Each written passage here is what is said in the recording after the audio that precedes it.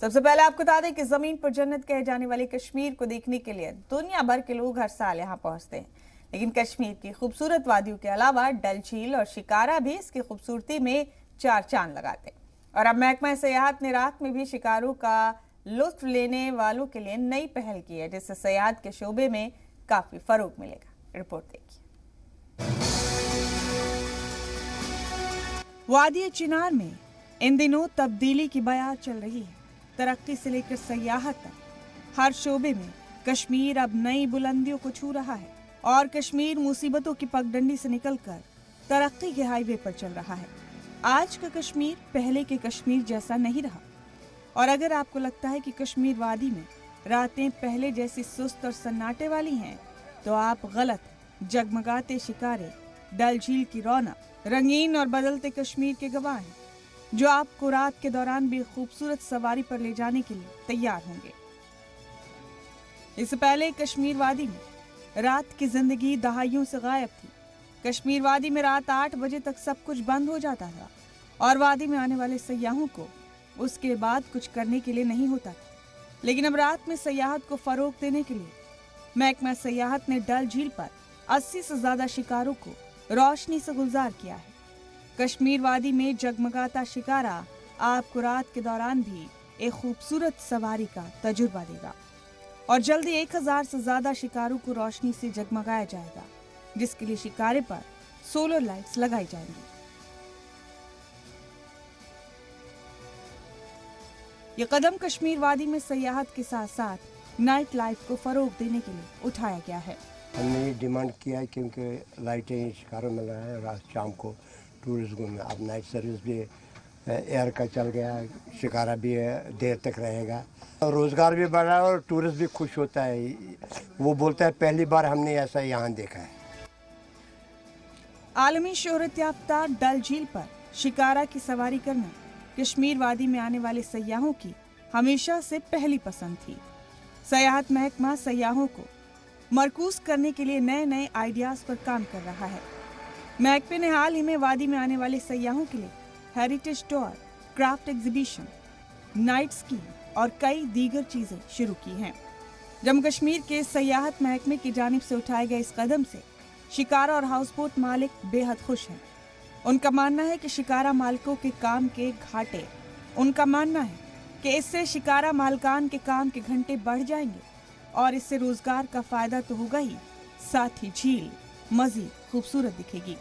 जम्मू कश्मीर का महकमा सयाहत अब वादी में सिर्फ ट्यूलिप की बहार पर मुनस्सिर नहीं रहना चाहता, बल्कि बसंत के मौसम में भी कश्मीर के रिवायती फूलों की बहार को तवज्जो का मरकज बनाना चाहता है, जिससे ऑटम सीजन मौसम सरमा की तरह खूबसूरत हो जाए। ईटिंग कॉर्न्स भी। पुंछ मंडी और सावजिया के बीच एक बस हादसे का शिकार हो गई, जिसमें 8 अफराद जख्मी हो गए। मौसूल इत्तला के मुताबिक बस सावजिया से पुंछ आ रही थी, जो सुंदरी नाले के पास हादसे का शिकार हुई। जख्मियों को मकामी लोगों की मदद से सावजिया के सब सेंटर अस्पताल लाया गया, जहां 7 लोगों को सब जिला अस्पताल रेफर किया गया, जहां उनका इलाज जारी है। मकामी लोगों के मुताबिक सड़क पर फिसलन हादसे की वजह बताई जा रही। वाज़ेह कि इस सड़क पर गुज़िश्ता 1 महीने में 3 सड़क हादसे पेश आ चुके हैं। मकामी लोग बर्फबारी के सबब जमा कोहरा हटाने की इंतजामिया से मांग कर रहे हैं। उनका कहना है कि लेकिन इस तरफ कोई तवज्जो नहीं दी जाती। जहाँ पे कोहरा लगा है, उसकी कोहरे की वजह से ये लोग शिकार हुए हैं उसका हादसे का। तो क्या बताए सर, इससे आगे इनसे पूछो और ये ग्रुप वाले करते क्या है सर। वहाँ पे नमक नहीं डाल सकते, कुछ भी नहीं।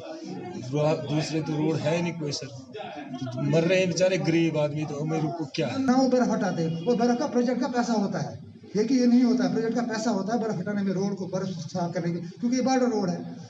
मतलब हम आपके माध्यम से डी साहब से कहना चाहते हैं, कम से कम पीएमजीएसवाई डी को पूछे, इसकी जिम्मेदारी डी को होनी चाहिए और एडब्ल्यू को होनी चाहिए, जे को होनी, जो रिश्वत खा के बल कभी हैंड ओवर ग्रिफ वालों को रोल कर देते हैं और कभी हैंड ओवर ग्रिफ वाले ग्रिफ को पीडब्ल्यू।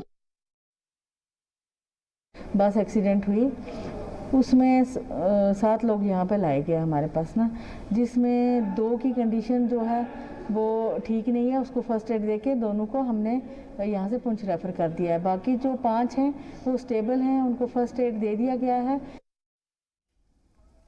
इधर मेंढर वाकई मेन मार्केट में गैस सिलेंडर फटने से 3 दुकानें जलकर तबाह हो गई। इत्तलात के मुताबिक यह हादसा देर रात 3 बजे के करीब पेश आया।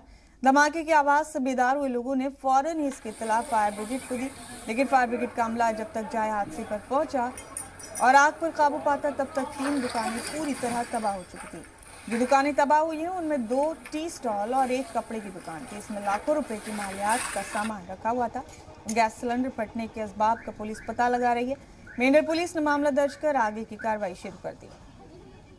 तो जब मैं आया तो पूरी दुकानें जल रही थी। उसके बाद 3 ब्लास्ट हुए। सिलेंडर थे मेरे अंदर 4 घर के रखे हुए भर के, एक लगा हुआ था टी स्टॉल का बड़ा सिलेंडर था, वो 25 लीटर वाला, तो वो फटना शुरू हो गए। उनकी फटने की वजह से बहुत बड़ा नुकसान हो गया। ये तकरीबन मेरे ख्याल में 12-15 लाख का नुकसान है। यूपी वाला एक किराएदार था, उसका ये अंदर सामान था 7-8 लाख का। इसमें धमाके हुए 3-4, हमें पता लगा, हमने फ़ोन भी किया तो फायर ब्रिगेड पहुंची नहीं। वहाँ से जाके लाया उनको, फिर भी वो काबू नहीं आग को पाया, बहुत लेट कर पाए काबू हो।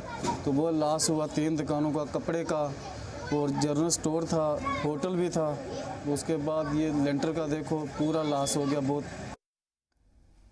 बढ़ते खबरों में आगे, गांधरबल टाउन हॉल में मुनक्किद बीजेपी कारकुनान की मीटिंग में पार्टी के तंजीमी ढांचे को मजबूत करने, मरकजी हुकूमत की उसूलियाबियां और मुख्तलिफ फलाही स्कीम से लोगों को मुतारिफ कराने को लेकर चर्चा की गई।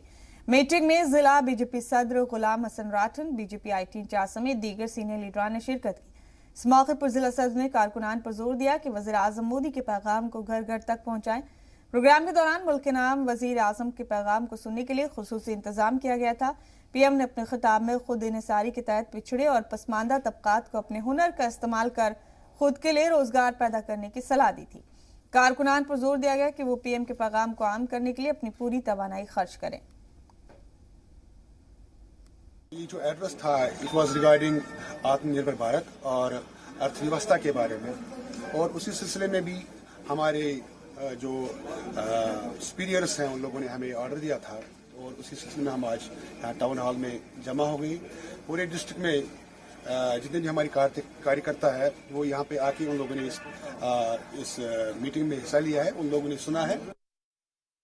हमें पता चलता है कि हमारे मुल्क में कितने मजबूती से हम आगे बढ़ रहे हैं, हमारी पार्टी कितने अच्छे तरीके से लोगों के काम निपटा रही है, और हम उनकी इस भाषण से हम बहुत कुछ सीखने को, हमें सब कुछ सीखने को मिलता है, और हम चाहेंगे कि उनकी ये आवाज़ घर घर तक पहुंचाएं। श्री नरेंद्र मोदी जी जो देश के प्रधानमंत्री है, और इन्होंने जो आज पूरे देश को जो संबोधित किया, आज आपने देखा होगा कि गांधरबल जिले के अंदर कार्यकर्ताओं का जो जोश आज आपको देखने को यहाँ मिला, तो इससे ये सीधा एक संदेश जा रहा है कि आगे आने वाले वक्त के अंदर जम्मू कश्मीर में भारतीय जनता पार्टी की सरकार होगी और जम्मू कश्मीर में भारतीय जनता पार्टी का मुख्यमंत्री होगा।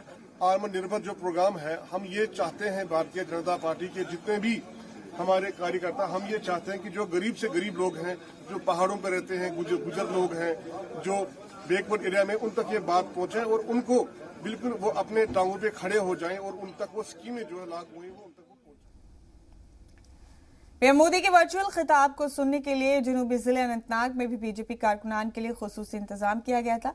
वज़ीर आज़म आज वर्चुअल मोड में कौम को गुज़िश्ता रोज खिताब कर रहे थे। खिताब को सुनने के लिए सभी अजला में बीजेपी कारकुनान की जानिब से खास इंतजाम किया गया था। जिला बीजेपी सदर एडवोकेट वजाहत ने बजट को अवाम दोस्त बताते हुए कहा कि बीजेपी की जानिब से तमाम तैयारियां की गई और वज़ीर आज़म का हदफ मुस्तकबिल में हिंदुस्तान को मजबूत और मुस्तहकम मईशत के तौर पर पहचान दिलाना है। हमारे साथ डायरेक्ट ऑनलाइन पर बात करते थे, हम उनको शुक्रिया करता है कि जो हमेशा अपने कार्यकर्ता का ख्याल रखते हैं।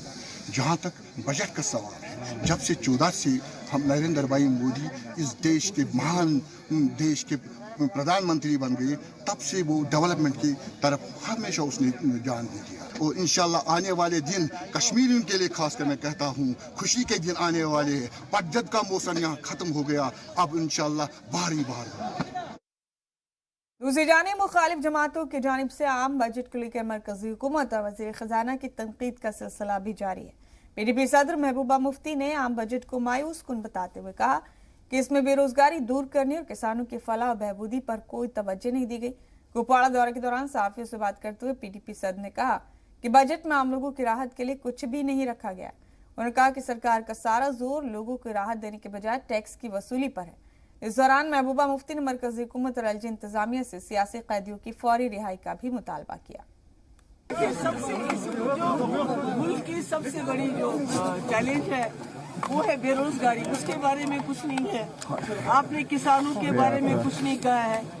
आपके जो मिडिल क्लास जो फैमिलीज है, जो औसत दर्जे के घर है, उनके लिए कुछ भी नहीं है। ये बजट सिर्फ किस तरह उनका खजाना भरना है, उसमें कैसे लोगों से ज्यादा से ज्यादा टैक्स वसूला जाए, उसकी बात है। इस बजट में आम लोगों के लिए कोई सहूलियत नहीं है, कोई फायदा। वो इन्फॉर्मेशन नहीं दी जाती है कि कौन इसके बारे में क्या जो है केस क्या है, उसकी डिटेल्स, उसमें जो विटनेस है उनके बारे में कोई इल्मियत नहीं है हमको। और इसको घसीटा जा रहा है केस को एक तारीख से दूसरी तारीख, और इस तरह से जो उसकी जो सजा है वो खुद ब खुद ही जो कार्रवाई चल रही है, कार्रवाई खुद ब खुद उसके लिए सजा बन रही है। क्योंकि कार्रवाई एक बार बेल भी हो गई, दोबारा फिर बंद कर दिया।